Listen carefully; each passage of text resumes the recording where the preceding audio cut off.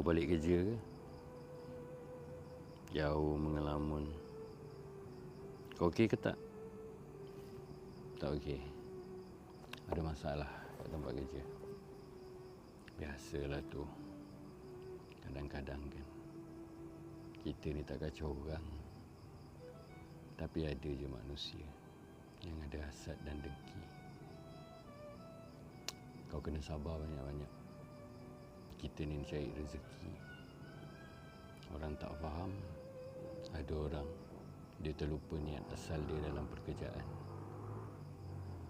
Hanya kerana tamak, hasad, dengki, khianat, dia terlupa ada orang sedang mencari rezeki, sedang menafkahi anak dan isteri. Kau kena kuat, kena sabar.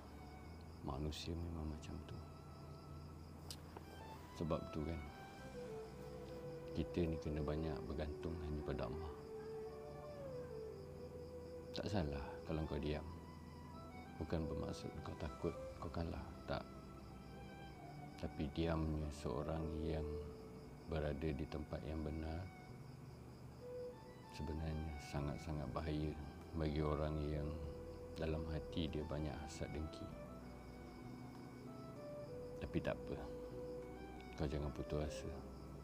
Kau terus berdoa dan minta pada Allah agar Allah permudahkan dan Allah jauhkan daripada manusia-manusia yang mempunyai hasad dengki. Niat kita sahaja aku mencari rezeki untuk menafkahi diriku dan serta ahli keluargaku lillahi ta'ala, kerana Allah. Moga-moga pekerjaan kita tadi itu jadi ibadah. Allah redha dengan kerja kita. Allah angkat pekerjaan kita tu jadi ibadah. Sebab apa? Sebab kita niatkan pekerjaan kita tu lillahi ta'ala, kerana Allah. Tapi sebenarnya pekerjaan tu asbab je. Allah yang pelihara kita, kan? Alah, jangan sedih-sedih lah. Kerja memang macam tu. Kau tukar tempat baru pun ada je manusia macam tu. Sabar, istighfar banyak-banyak, selawat. Jangan lupa. Dah, senyum. Yang tidur lewat, asyik mikir pasal kerja je, tidur selalu lewat.